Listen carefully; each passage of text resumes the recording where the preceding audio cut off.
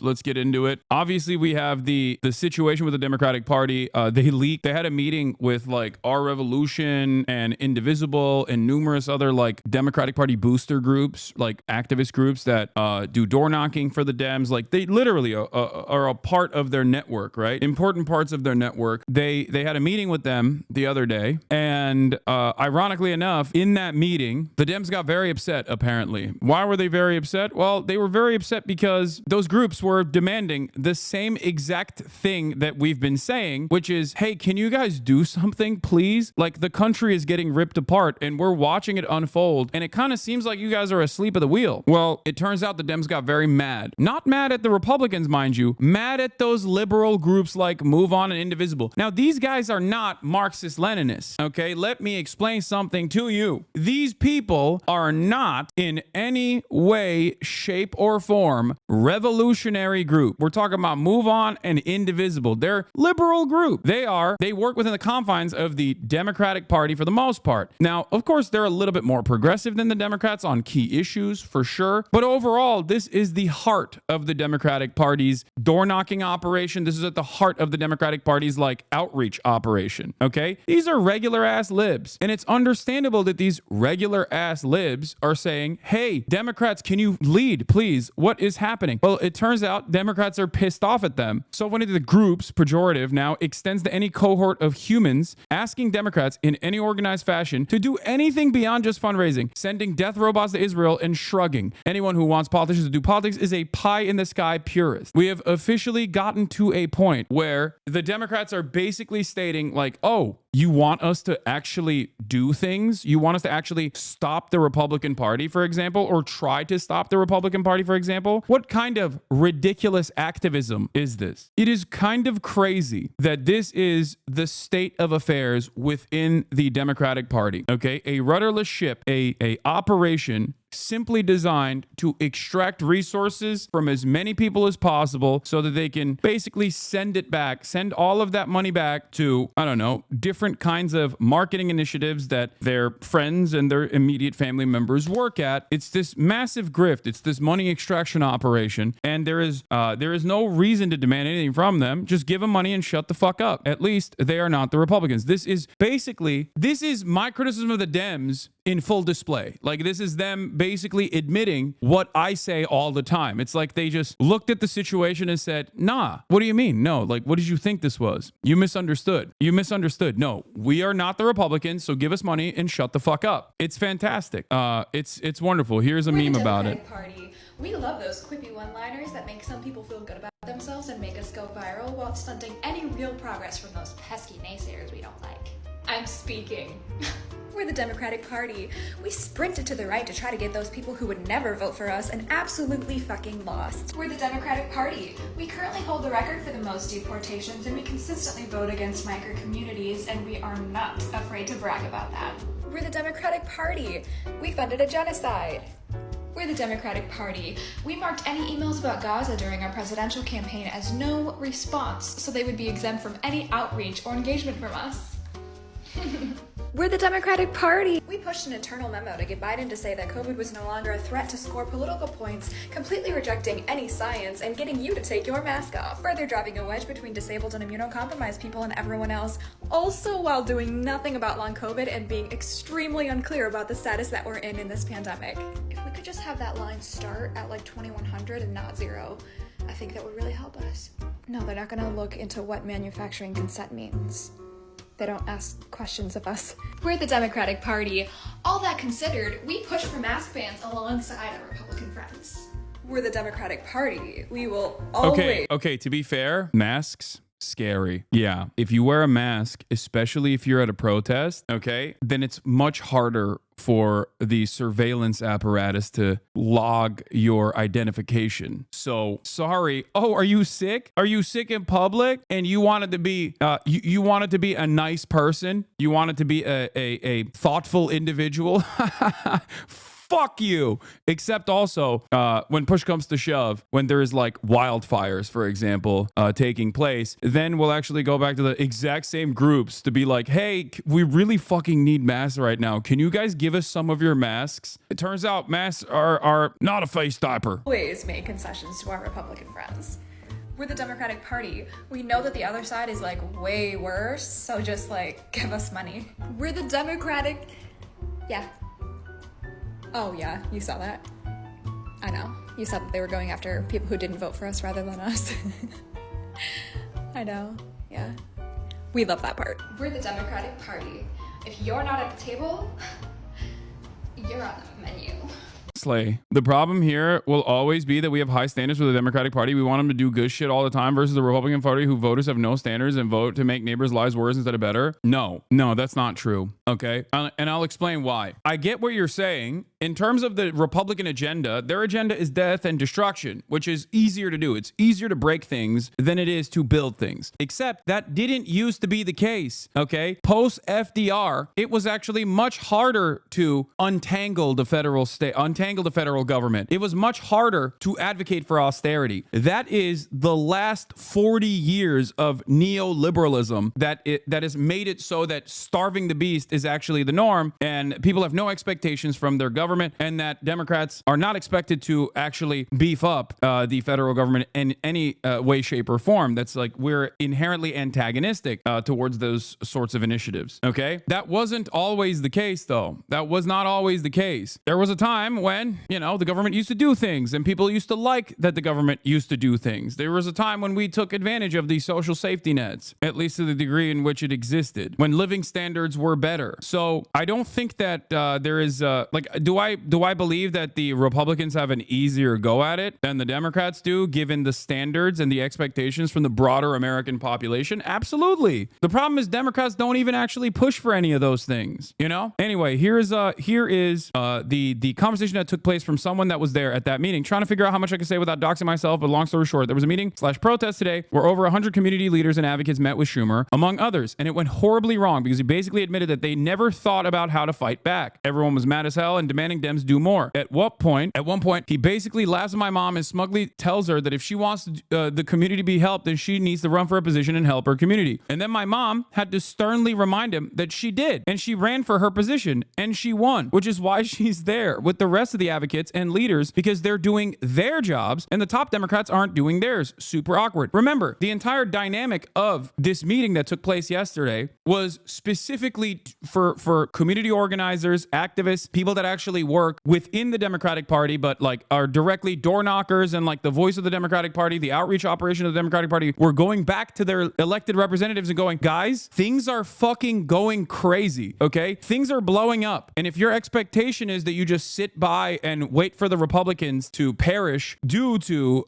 their incompetence, like, this is not going to work. You need to help them fail. If possible, please. Can you do something, please? Can you maybe tilt the scales in our favor in any way, shape, or form? And their expectation is no. Also, towards the end, they told the crowd that everything's off the record and they can't be held to their word. Lamau. And then they did. They leaked this meeting that took place. They leaked to the Axios guys that they actually hated. They said that the entire conversation was off the record. And then, of course, predictably, they went back to Axios and leaked to them, which is a center-right publication, of course, that they are pissed off at the liberal groups like MoveOn and Indivisible. If you are the Democratic Party and you're pissed off at MoveOn and Indivisible, who is in your corner? There's no one in the base then. You just hate your base. You actively hate your base. You despise your base. This is the base of the party. A lot of people will immediately say, Hassan, you're a socialist. Hassan, you don't like the Democratic Party. You want a proletarian revolution. Okay? Hassan, you are inherently antagonistic because you have a biased position on the genocide in Gaza, and that's why you're constantly cynically criticizing the Democratic Party. Those people don't understand that I work within the confines of the existing political structure all the time. Okay? This does not mean that I agree with everything, but I understand that if politics is the art of the possible, okay, then do something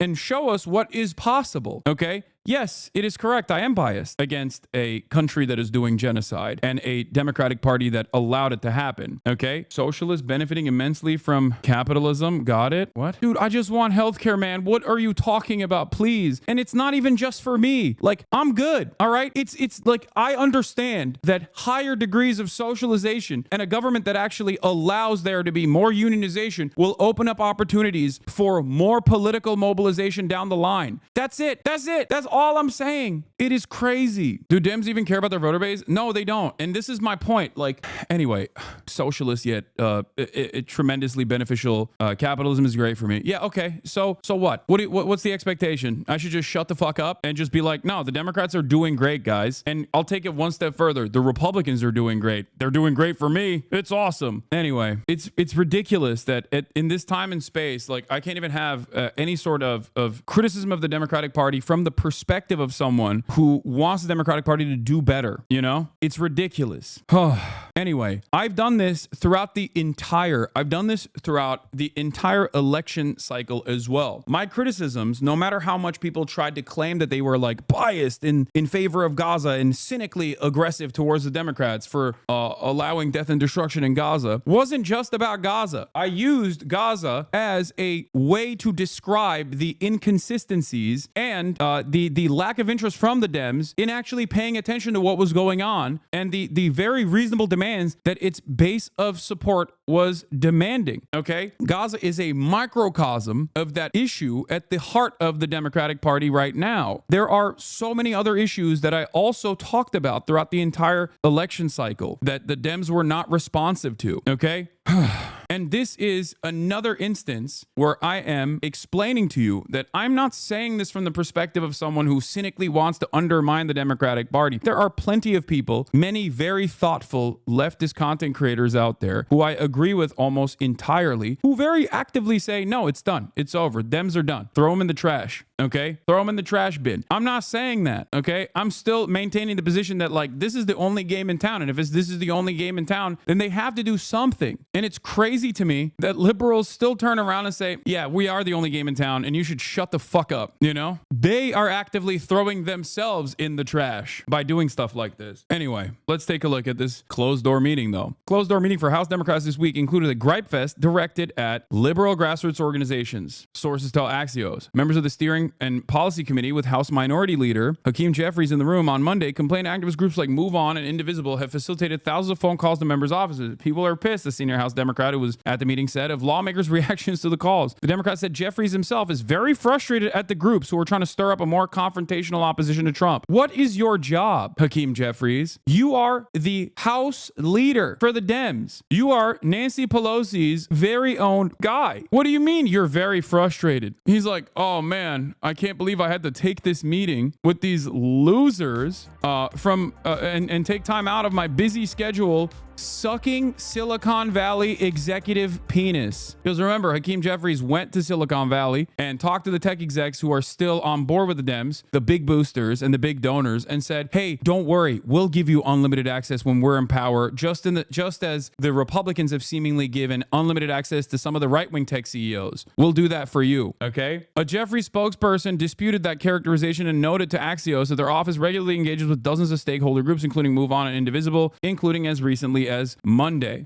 Zoom in. There were a lot of people who were like, we got to stop groups from doing this. People are concerned that they're saying we're not doing enough, but we're not in the majority, said one member. Some Democrats see the callers as barking up the wrong tree given their limited power as the minority party in Congress. It's been a constant theme of us saying, please call the Republicans. If the Dems don't listen to us when our demands are, please pressure the Republicans and obstruct every step of the way, please do something, anything, okay? And you're saying, dude, go yell at the Republicans. Why would the Republicans ever listen? I reject and resent the implication that congressional members are simply standing by passively, said Representative Richie Torres. Yeah, he's not. He's not standing by passively. He's actually actively helping the right-wing agenda, as long as it's as long as it's helpful to Israeli causes. The other side, people are angry, scared, and they want to see more from their lawmakers right now than floor speeches about Elon Musk. Indivisible co-founder Leah Greenberg told Axios. Indivisible is urging people who are scared to call their members of Congress, whether they have a Democrat or Republican, to make specific procedural asks. Our supporters voters are asking Democrats to demand specific red lines are met before they offer their vote to House Republicans on the budget when Republicans inevitably fail to pass a bill on their own. What's crazy about the situation is that Chuck Schumer has said that they would pass the budget, like the one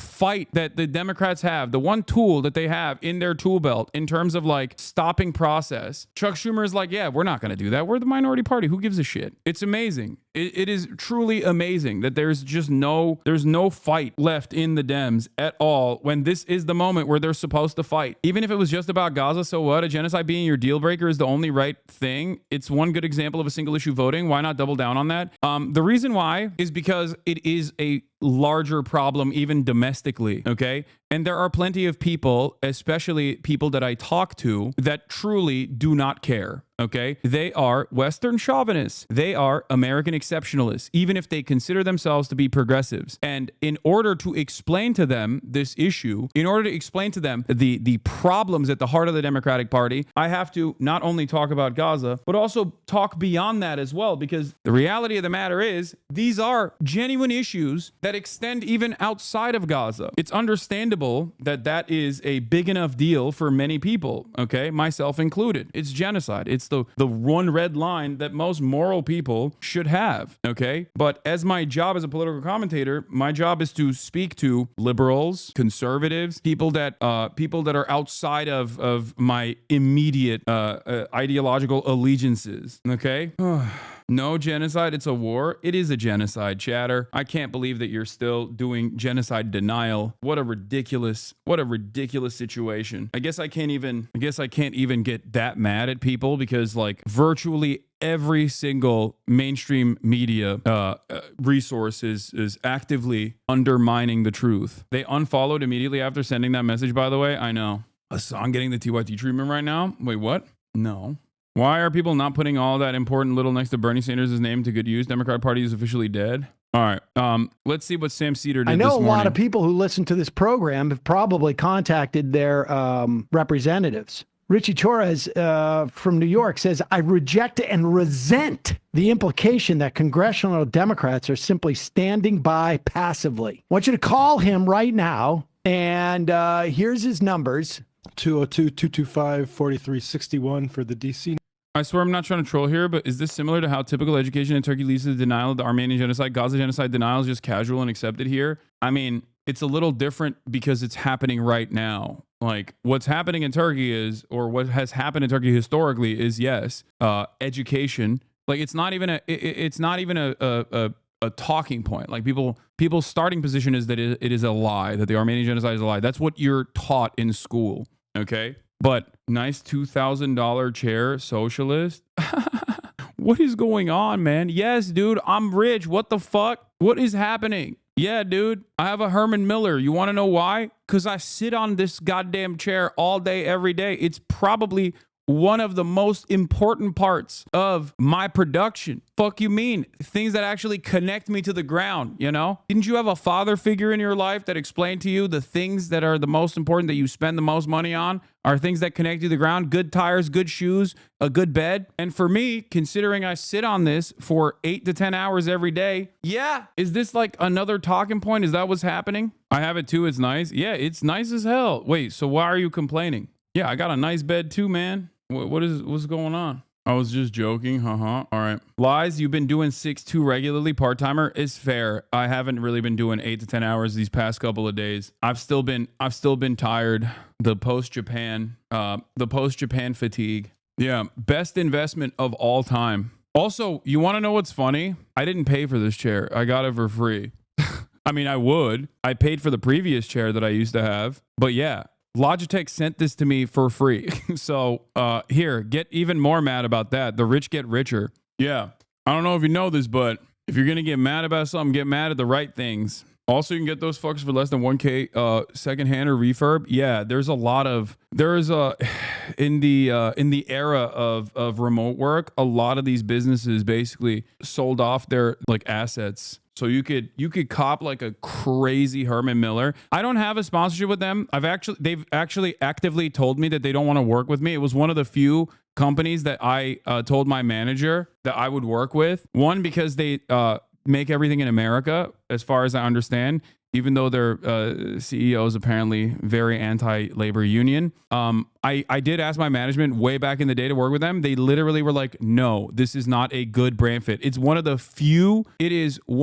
few brands that have refused to work with me back in the day. And it was, I think, directly because of my politics. Having said that, however, yeah, it's great. And you can also get like, if you can find one in a second hand for cheap, it's worth for sure. I've been a viewer for too long. I've heard the story like 3 times, lol. Yeah, I mean, most of the shit that people yell at me about, they think is new, but it's not. It's just the things that I have also voluntarily revealed. Oh yeah, they saw this and said, fuck no. No. This is after. I wanted to work with them back in the day. I think I even mentioned it in this coverage. The Herman Miller CEO basically saying like the most unhinged shit. But yeah, they are very conservative. Exactly.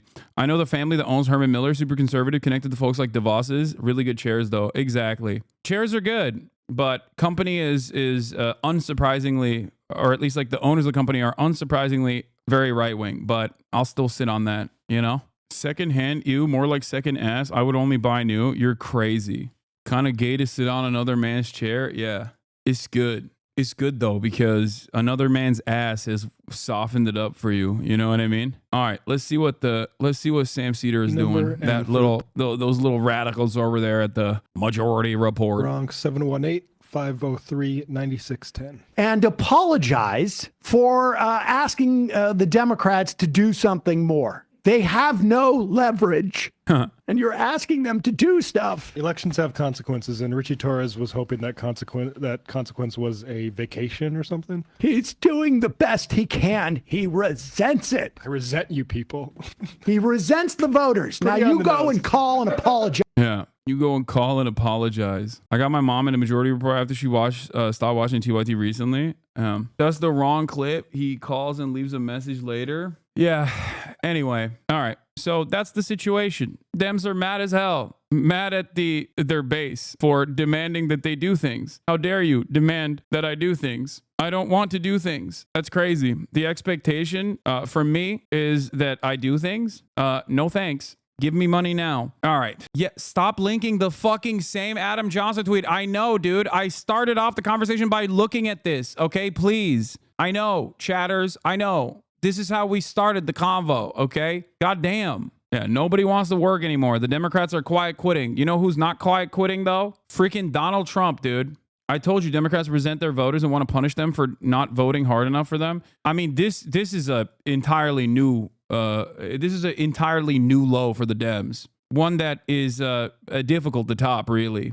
It's kind of wild. The expectation here is that the Dems do the bare minimum responsibility as like the opposition party and represent their constituents. You know, what the fuck do you want the Dems to do? First of all, this should never be like, you should never actually come in here with this kind of energy. Okay, let me explain. One, I talk about what the Democrats should do all the time. I actually showed you the Leisha Miller video as well. That was really good. In terms of like what they can do, they should be obstructing. They should behave. They should play ball in the same way that the Republicans do when they're the minority party. They've already designed a like fairly coherent strategy. Obstruct.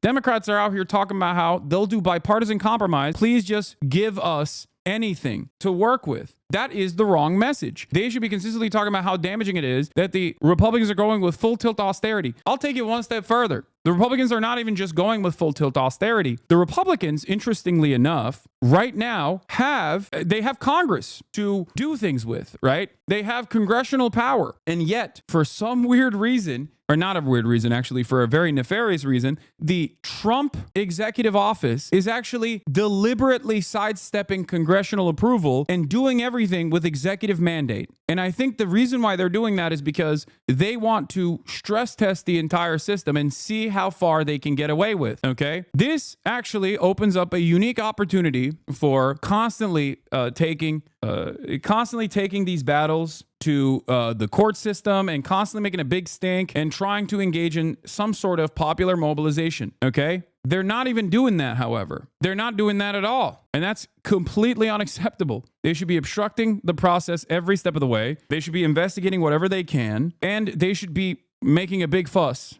every step of the way. consistently going on television, consistently going and directly speaking out about all of the awful austerity measures that are being implemented. I'll give you one example, right? According to The Lever, which is a great publication, by the way, Elon Musk, in the process of like undermining the Department of Education and trying to literally cut funding to public education in this country, has gotten additional billion-dollar contracts for his companies as a defense contractor. How the fuck does that work? You got the richest dude on the planet completely using the government as a cum sock, okay? Using it like as a flesh puppet, undermining teachers at a time when like education is dire to begin with, and talking about firing tens of thousands of federal employees while simultaneously putting more money into his own coffers. That's crazy. You shouldn't have to hear that from The Lever. You should be hearing that from every single Democrat. It is crazy. Like, I'm shocked that Ro Khanna came out with this statement. And Ro Khanna is supposed to be one of the better fighters against the Trump agenda, right? Bill Clinton reduced the federal workforce by 351,000 by working with Congress to have voluntary buyouts under Workforce Restructuring Act. The workforce grew by 2% in Trump's first term. The model for real lasting efficiency is work with Congress. How is that a good thing? I want 10 million more Americans working for the federal government, okay? I don't understand. People look at this and go, that's bureaucracy. That's inefficient. It's like, no, dude, it's a jobs program. That's what the government is supposed to do. Of course, I want more federal employees. I want a bigger government, okay? And a Democratic Party should be communicating why that's a good thing. Give me 200 million American federal government employees, okay? Especially when a lot of the austerity and a lot of the cuts that they're signaling with these executive orders and with Doge in particular, they don't even make a dent in the overall budget, in our overall spending, because a lot of the spending goes to obviously the military, and a big chunks of the spending actually go to very helpful programs that are very popular. Social Security, Medicare, Medicaid, they haven't gotten to that part yet, okay? When that part comes, when that battle comes, if the Democrats have nothing to say about that, I don't know what I will do, okay? I don't know what the American public will do. But having said that, these cuts that they're talking about, these cuts that they want to engage in, like I'll use the example of the NIH. Okay, the NIH cuts in terms of cutting overhead spending from the National Institute of Health will undermine medical research in this country. This is a devastating thing to do. Okay, but the overhead cuts that come with the National Institute of Health grants that are being cut will end up downsizing colleges. Okay, what that means is they'll end up having to fire in red states public institutions of higher learning in red states will see layoffs. That means you are going to be firing Republicans as well. People do not have the foresight to comprehend how this entire system ties together, okay? It is ridiculous.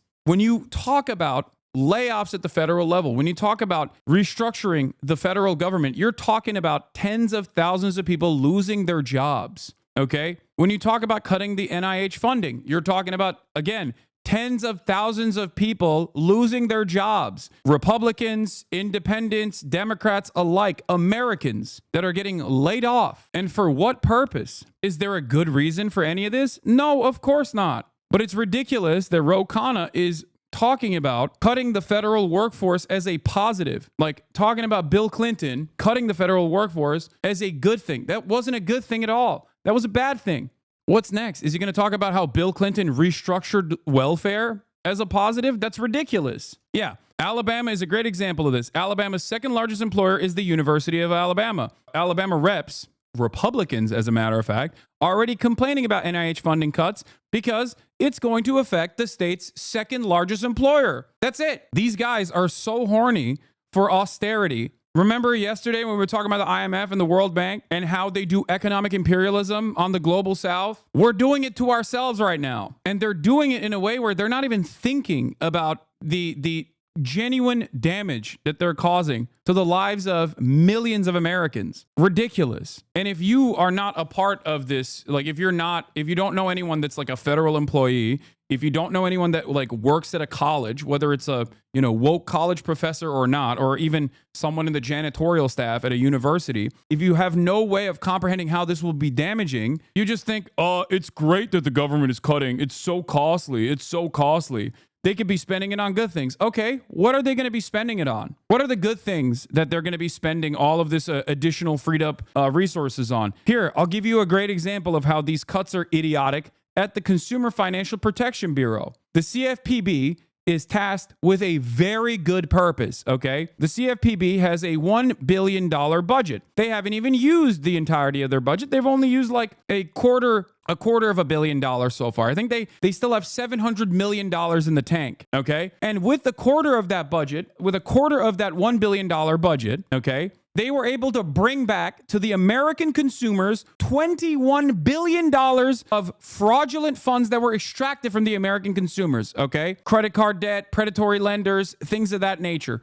Okay, medical debt. That's what they did. That's what the Consumer Financial Protection Bureau did, okay? Which, again, yeah, isn't even funded by taxpayer dollars. It's funded by fees collect. No, you're talking about a different thing. No, Consumer Financial Protection Bureau is not what you're thinking of. You're thinking of another thing. You're thinking of, what's the banking institution? The one that, what do you call it? The one that FDIC is what you're talking about when you say it's funded by the banks. The FDIC is funded by the banks, which is ironic because, again, the FDIC also plays a very important role. They are funded by bank fees. The FDIC, if you remember, played a pretty formative role when Silicon Valley was falling apart and there was a lot of fear. There was a bank run taking place, if you remember. I saw a post by that fucking dipshit Jason, whatever his, what's his face, recently, where he was like talking about how we need to gut the federal government by 10% and let people die. And then I saw someone quote retweeting him about how he was immediately begging the FDIC to save the Silicon Valley banks. No, not Jason, whatever his name is. I don't know what his Calacanis, this dumbass. Oh, here.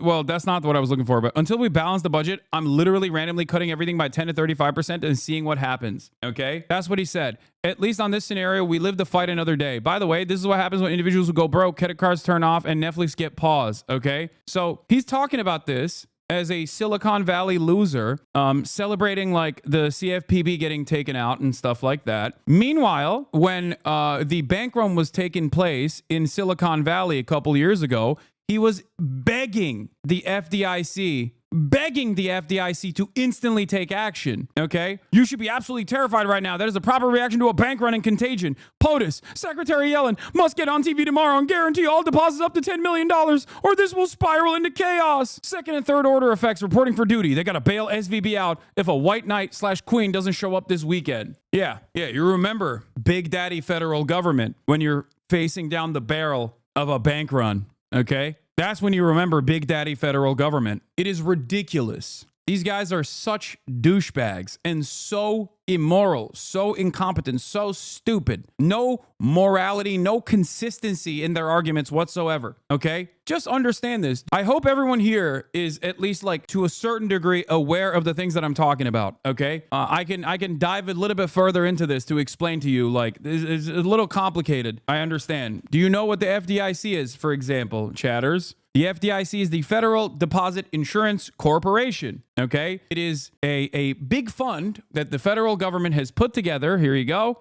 so that they have deposit insurance for depositors in American commercial banks and saving banks. So in times of financial crisis, when there is not a lot of confidence in the banks, in order for, if a bank is going bankrupt, for example, if they don't have any money, all right, the FDIC basically comes in overnight and takes control over the bank and ensures and guarantees that your deposits are still real, okay? The FDIC was created by the Banking Act of 1933, enacted during the Great Depression to restore trust in the American banking system. More than 1/3 of banks failed in the years before the FDIC's creation, and bank runs were common. The insurance limit was usually $2,500 per ownership category, and this has been increased several times over the years, and it's now at $250,000 per ownership category. So the federal government ensures that no matter what kind of financial crisis is taking place, that up to $250,000 of your wealth is protected, okay? Now, this is one one of the many different ways in which the American government, the federal government, is protecting consumers in an invisible way that you don't even think about. Okay, this is good governance. This is good government. This is good legislation. Initially, when it was created, there's a good reason for this to exist, and that's per bank. Yes, exactly. So now the Consumer Financial Protection Bureau is a different federal agency, I believe, created in 2011. The Consumer Financial Protection Bureau is a different federal government agency that is tasked with combating fraudulent companies. Okay, it goes after basically fraudulent companies, credit card providers, healthcare, health insurance providers, like all matter of different companies. It was an independent agency in the United States government responsible for consumer protection in the financial sector. After 2007, the agency was originally proposed by Elizabeth Warren while she was a law professor. The CFPB's creation was authorized by the Dodd-Frank Wall Street Reform and Consumer Protection Act, whose passage in 2010 was a legislative response to the financial crisis of 2007 and 2008 and the subsequent Great Recession, and is the independent bureau within the Federal Reserve. Throughout its existence, the bureau has been persistently targeted by Republican politicians and the financial industry. The CFPB's status as an independent agency has been subject to many challenges in the court. In June 2020, the United States Supreme Court ruled that the president can remove the director without cause, but allowed the agency to remain in operation. In 2024, the Supreme Court affirmed the constitutionality of the CFPB, a funding mechanism prescribed by Congress. Donald Trump, at the outset of his second presidential term, appointed acting director Russell Vought, who immediately ordered the bureau to stop regulatory activity. Now, remember, who is this for is a question that you must ask yourself. The answer is rich people, and not even just like any kind of rich people, not even people who are, at the tippy top of American corporations, rich people that want to do fraud. Okay, that's it. It's not just like any kind of rich person. It's the type of rich person that wants to do fraud. Cryptocurrency rich people. Crypto people want this more than anybody else. Predatory lenders want this more than anybody else.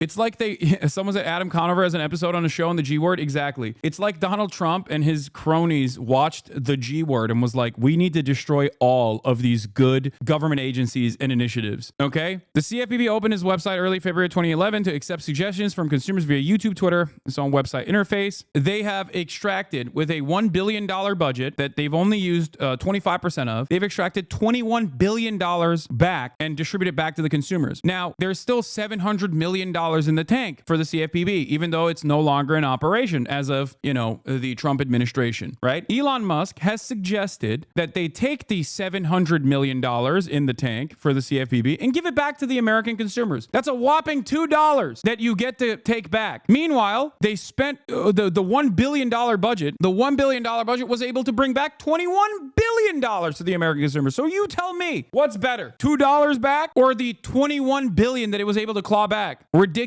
On February 1st, 2025, Chopra was fired by President Trump, making Deputy Director Zixta Martinez the acting director of the agency. 2 days later, Treasury Secretary and former hedge fund manager Scott Bessent was named the agency's director and immediately ordered the agency to halt all work. Who is this for, you might ask? This is some boring shit for the most part. The average American doesn't think about this stuff because good government, when it's working, is boring. It's working in ways that you never really comprehend, never really think about. Like the FDA, when you go to the market, to the grocery store, and purchase a steak or purchase poultry, chicken, and you don't have to fear that you will consume a shitload of bacteria that will possibly kill you, that is because of the FDA, okay? It's working in a way where society can function. Do you understand? So many things that the federal government does, we take for granted. The NOAA is another one. The National Weather Service, a great example. It is profoundly important for commerce. It's profoundly important for, understanding what the fuck is going on in terms of weather. USDA, exactly. FDA, USDA, these are all different ways in which the federal government works in invisible ways, okay? In ways that improve your life. Without them, we would be in a dire situation. Society would not function. It is crazy that these parasitic monsters want to pick apart the last remaining aspects of the federal government and are trying to basically destroy all of the remaining good parts of the federal government. It's crazy. There's a weird wrinkle about the shutdown of the CFPB. Banks are slowly realizing that they need an enforcer to tell them what the rules are and update those rules if necessary. The libertarian argument we can have a world without rules was always stupid, but in practice, until now, conservatives meant with a wink and a nod that you'd have regulators that were industry friendly, not that you'd have no regulators. And these regulators, at the very least, sorted out disagreements among the banks and financial firms. But now Trump has done what generations of libertarians asked for, but really didn't want, which was to have a world without a regulator. That means a bunch of consumer protection and banking laws still exist, but have no enforcement regime. regime. So do the banks follow those laws or not? What about laws that structure entire industry-wide practices and no private rights of action aren't really viable? Those pesky arbitration agreements conservatives also love made sure of that. Is Schrodinger's law, or perhaps a conservative movement that finally caught the car? Is unfairness, deception, or abusive practices in financial products now legal? Sort of, but maybe not. In other words, conservatives are going to have to rebuild some sort of administrative capacity under a different name that's going to be doing a lot of the same things. David Dan wrote an article on the CFPB. He said, it turns out that bankers and financiers hate not having an agency enforcing consumer protection laws. It tips the balance towards big banks and could break mortgage and other markets that rely on continuous supervision. Community banks and credit unions are still being regulated and big banks aren't. Rules that make mortgage markets run are in limbo. The industry doesn't want to break the means by which it makes money. This will cause a ton of jobs to be lost at financial institutions too if there's no regulatory enforcement. Tons of back office operations departments are at risk of being shut down if there's no reason for them to exist. I mean, that part for sure, but that's, again, an incredible opportunity for more profit. That means the banks are going to be run more efficiently, with less people. It's so funny that every single piece of regulation, every single rule was written with the ink of blood, okay? And it's ironic that these guys that man the ship and pick apart these regulatory agencies will inevitably cause genuine collapse. Within that genuine collapse, someone will still go back and rewrite the exact same fucking rules because they exist for a good reason. This is not to say that there aren't like ridiculous rules or whatever, ridiculous rules or regulations. Of course there are. Having said that, however, this kind of approach where you just undermine these regulatory agencies that are doing good, that are tasked with like actually good shit, making sure that there's some regulatory mechanism against the banks, like taking that apart might lead to short-term profits for these banks, but there is a reason why it was designed to begin with. There's a reason for why we have these rules. It's so stupid. Just like the FDIC. Why does the FDIC exist? Why are banks paying this fee to this agency that has tremendous power over banks in moments of crisis? Because without it, if banks are not regulated, when bank runs occur, people will just destroy the economy. It has happened before. If you have no more confidence in your bank, if the money that you gave to your bank is no longer real money, real currency, you're going to panic. You're going to want to go back to that bank and you're going to want to take out all the money that remains and put it under a pillowcase. That's what happened. Understandably. Like, what's next? Are we going to go back to every single bank issuing their own currency like we are literally in the Wild West? No more legal tender, okay? Every bank issues their own paper currency and nobody has any control over what how much that currency is actually worth. Let's just go back to the barter system, as a matter of fact. It's ridiculous. And it's ironic that I'm saying this, but like, that's kind of what cryptocurrency is. That's kind of what they want to do, It's craziness. DeFi, baby. Decentralized finance.